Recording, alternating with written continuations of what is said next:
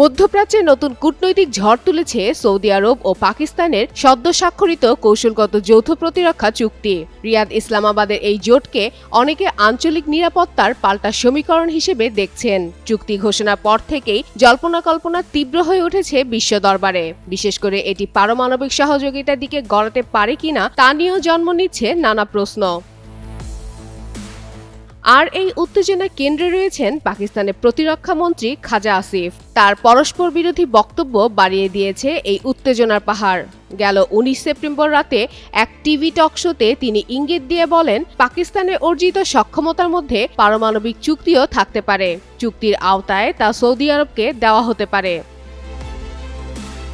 রিয়াদে 17 September Saudi আরব ও পাকিস্তানের মধ্যে অনুষ্ঠিত কৌশলগত পারস্পরিক প্রতিরক্ষা চুক্তি সই অনুষ্ঠানে খাজা আসিফও উপস্থিত ছিলেন।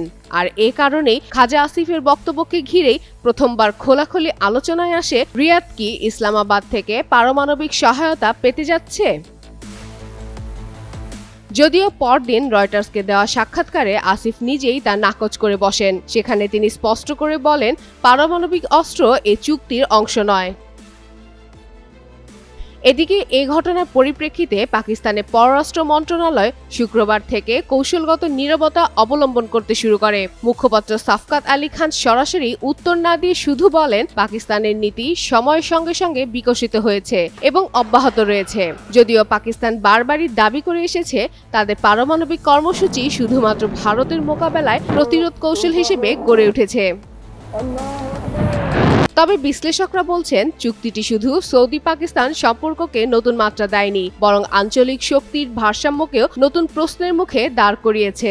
বিশেষ করে সৌদি আরবের এক কর্মকর্তা মন্তব্য করেন যে, চুক্তির অধীনে রিয়াদ পারমাণবিক সুরক্ষা পাবে, যা এই জল্পনাকে আরও উস্কে দিয়েছে। অন্যদিকে পাকিস্তানের পররাষ্ট্রমন্ত্রী ইসহাকদার জানিয়েছেন, আরও কিছু দেশ এমন কৌশলগত প্রতিরক্ষা চুক্তিতে আগ্রহ দেখাচ্ছে। এতে স্পষ্ট, ইসলামাবাদ শুধু রিয়াদের সঙ্গে নয়, বৃহত্তর ভূ রাজনৈতিক মঞ্চে নিজেদের স্থান শক্ত করতে চাইছে। সুতরাং ধরে নেওয়া যেতে পারে যে সৌদি পাকিস্তান প্রতিরক্ষা চুক্তি এই মুহূর্তে এক রহস্যময় মোড় নিয়েছে। প্রকাশ্য অস্বীকার আর ইঙ্গিতবহ বক্তব্যের ভেতরে পারমাণবিকের ছায়া দিন দিন ঘনীভূত হচ্ছে, আর তা থেকেই আঞ্চলিক উত্তেজনা ছড়িয়ে পড়ছে গোটা বিশ্বে। ফাতেমা ফাতেহ জান, যুগান্তর নিউজ।